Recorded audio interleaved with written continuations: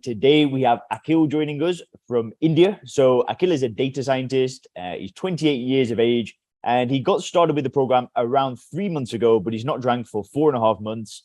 And he's kindly agreed to come on the channel today to share his story, to offer you guys some inspiration. So thanks so much for coming, Akhil, and welcome. Yeah, it's my pleasure, man. Thank you for having me. Great, bro. So the first question, Akhil, is what was life like before you got started with the program? Uh yeah, I mean, so my association with alcohol is interesting, right? I was never the kind of guy who would feel the need to drink every day, right? Or like have two drinks, three drinks, anything like that. Um, what would happen though is that maybe a week, 2 weeks, I would go out and go out partying, go out clubbing, whatever. And for some reason, I was always the guy who would end up getting the most drunk. I was always the guy who wasn't in control of his intake. I wasn't a normal drinker. And what that led to was me, doing things or acting or behaving in a way that was completely inconsistent with who I am at my core, right? I take a lot of joy and pride in showing up for my family, showing up for work, showing up for my friends, being disciplined in life. And then it's just that alcohol would come and destroy all of that. And, I would get into fights. I would behave like an idiot, basically. And at some point I said, you know what? That's it. That's enough. I do not want to be this way. I cannot be this way any longer. So I have to change, and that's what brought me to you. And that's what life was like, right? Life was like, I have everything sorted, but there's this one thing that's holding me back from being everything I could be. And it had to go, because I mean, happiness is about progress, the way I see it. So that was the motivation, and that's what it was like. Mm-hmm. So for you, it was more like you didn't like who you were when you were drinking. It just the version of you drinking just wasn't aligned with like the best version of you. Yeah, absolutely. And it's just it. That's the interesting thing about alcohol, right? It's not as if I wanted to be that way, that I was going out with the intention of getting completely wasted.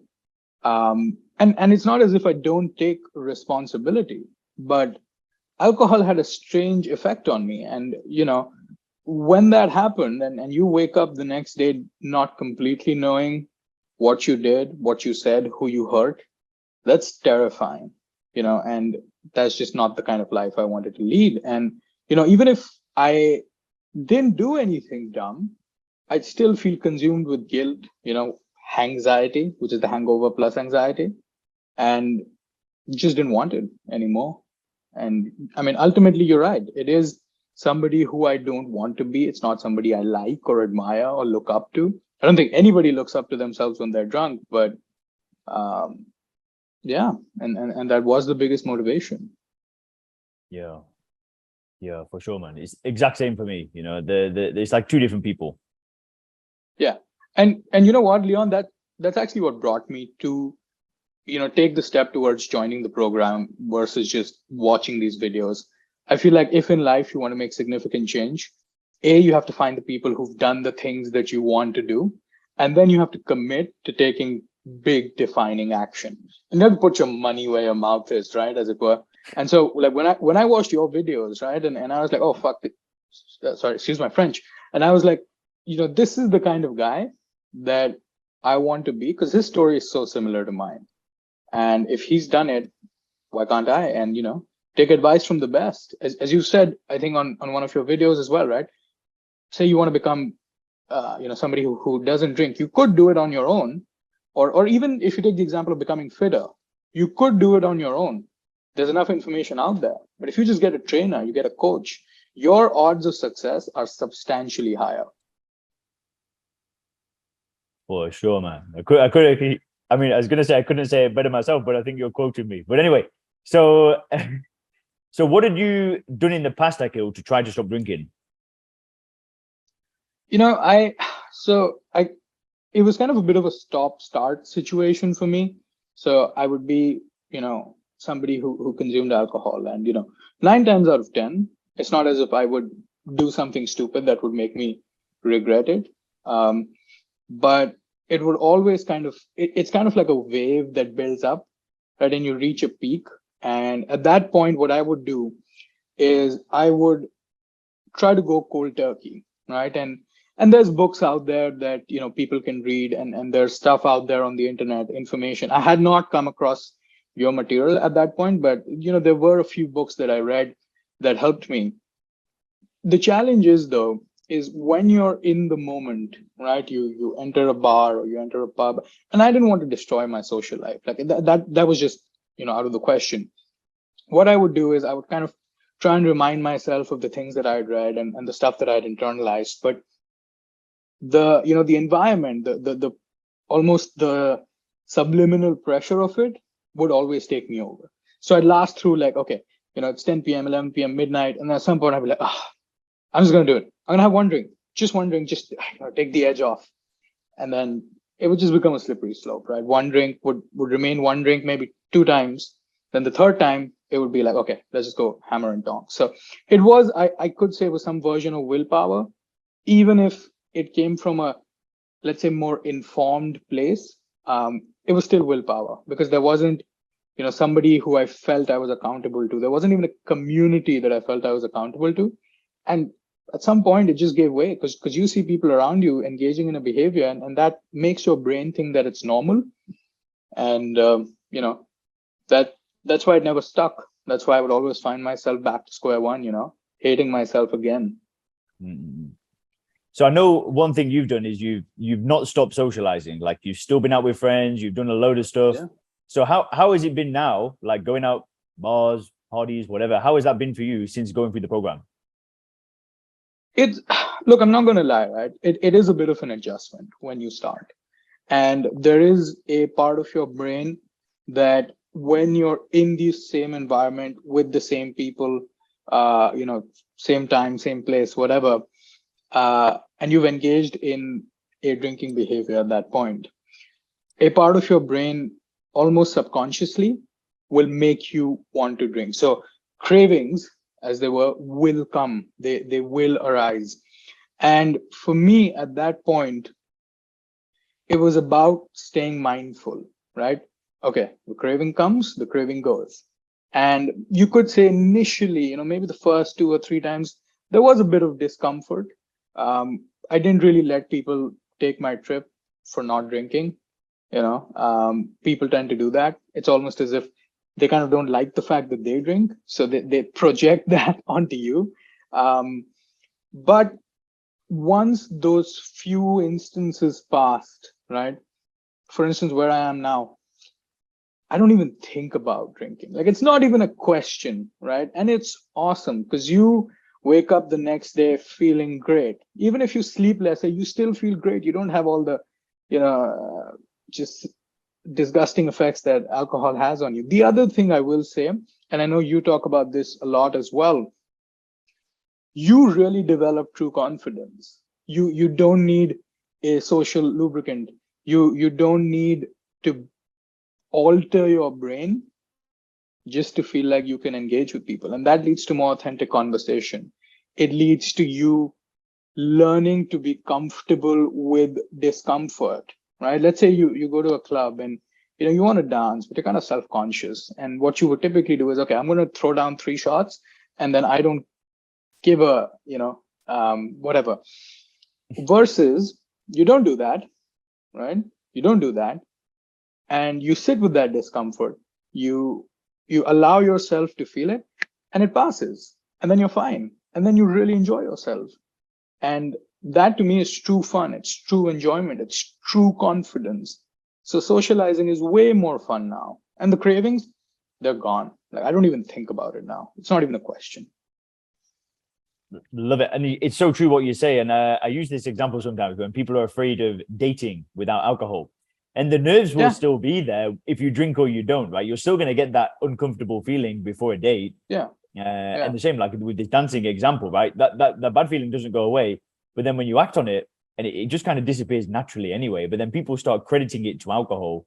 But you start to develop that true confidence and like that feeling you're just able to ignore it much better.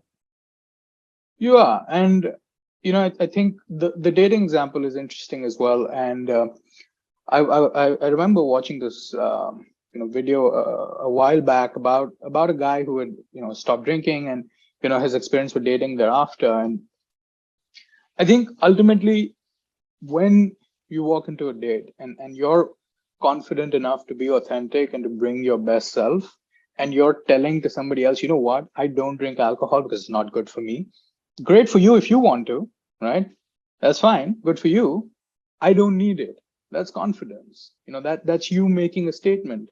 And if somebody doesn't like it, well, they're probably not the person you want to be with anyway, because they don't want the best for you. They just want to be comfortable enough that you're drinking, they're drinking, and all the inhibitions go out of the way. But I'll tell you what, maybe sometimes inhibitions are good. Maybe sometimes being rational and having your head on your shoulders is good, instead of you ending up doing something and potentially being in a relationship with somebody who doesn't suit you just Yeah. because you started dating and had a great camaraderie when you were both drunk. And honestly, the best conversations I've had in my life, in relationships, the best connections I've formed, have not involved alcohol. It's not about the drinks, it's about the person. If you truly have a connection with somebody, you should be able to talk without feeling the need to just take the edge off. Love it, bro. Love it. So how has like your life improved, Akhil, since getting rid of the alcohol? Like, how have different areas of your life got better? You want to talk a bit about that? Yeah, it's a massive change, man. And I think there's two aspects of it, right? There's a practical aspect of it, and I'll get to that. But at a layer before that, there is a sense of fulfillment. There's a sense of happiness because you've done something, or in this case, I've done something that I historically was never able to do in a complete way. And that sense of joy, that sense of happiness, that sense of confidence, fulfillment is worth way more than any drink in the world. I don't care how expensive it is, right? What I feel now, that sense of fulfillment, and I've generally been the kind of person who's a little bit hard on himself, but this is something that nobody can take away from me, because the self-respect is so deep-rooted and so fundamental. Now, once you have that, once you have this ability, what can you do, right? Your sleep, phenomenally better, right? Mental clarity. You do not get foggy brain. And the thing with alcohol is interesting.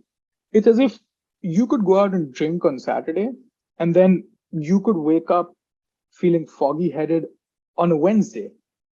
And I'm not familiar with the science of that, right? But it's almost as if just because your brain isn't firing correctly or whatever is happening in your system, you have none of that, right? Sleep is better. Mental clarity is better. Physical performance, showing up to the gym, way better.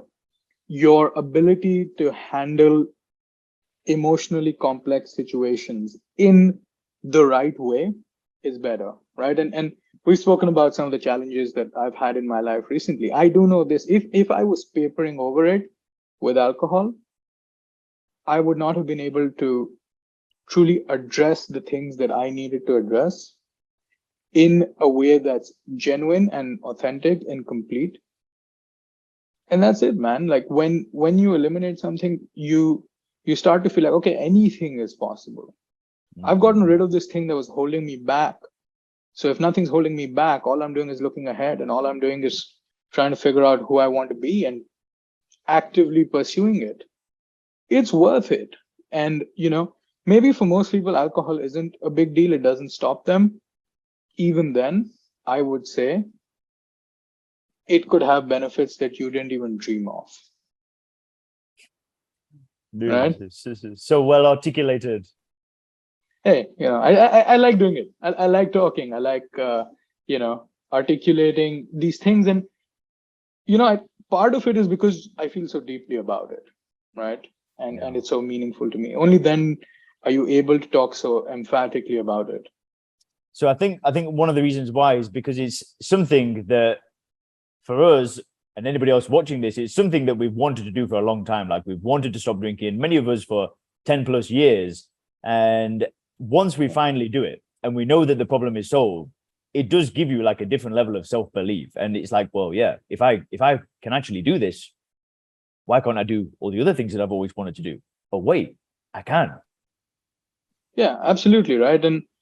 And that's the difference, because you could be somebody, and so many people in the community are folks with businesses, folks who are doing really well professionally, folks who have a lot of things sorted for them, but there was just this one thing, and that's relevant for me too. There's just this one thing that's sort of holding you back, and being able to, and it's not just like, oh, I haven't, because you mentioned 4.5 months, but I'll tell you what, I actually don't now care particularly about how many days it's been. I know people like to do this timer and things like that. To me, that's irrelevant now, because it's I know for a fact that I'm never going back, because I've had a glimpse of what life could be like without, and that itself is so, it's so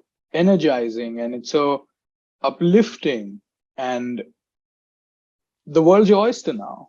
You're almost superhuman. And I know maybe it seems like a bit of an exaggeration, but for folks like us, as you said, right, who may have showed up in every aspect of their lives but this, it's like you feel so good about yourself. Well, I love it, bro. I love it. So, Akhil, what's one piece of advice that you'd give to somebody that's like on the fence about joining the program? They're thinking about it. They've not pulled the trigger. What would you say to them? Look, I mean, if I'm being honest, and you've kind of mentioned this yourself, right? People probably could make progress just by watching the videos, and you're so great in terms of putting out so much free content, and that tells me you genuinely want to help people, right? It's not just a promotion of the program, but there is a difference, in my opinion, in passively watching something and moving on versus displaying the seriousness and the commitment and the intention of actually investing in the program. And this isn't like anything you've ever done, right? This isn't AA or some stuff like that where you're just kind of feeling bad about yourself and looking at the past. And this is you going to the root of the problem. That's first principles, as you said, right? Is you're not telling yourself, oh, I can't have this. You're realizing that I don't want to have this thing, this substance, this poison, because I don't need it.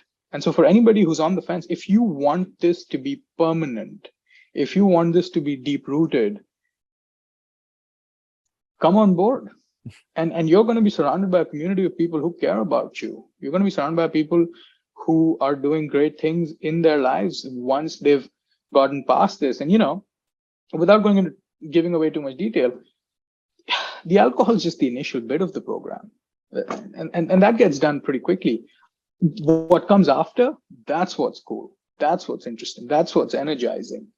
And for anybody who feels like, oh, this is just going to be another one of those gimmicky things, I promise you it's not. I'm not somebody who would have, taken the leap if I didn't have complete faith. So at the very least, I'd encourage anybody, get on a call with Leon, understand what it's all about, and then just do it.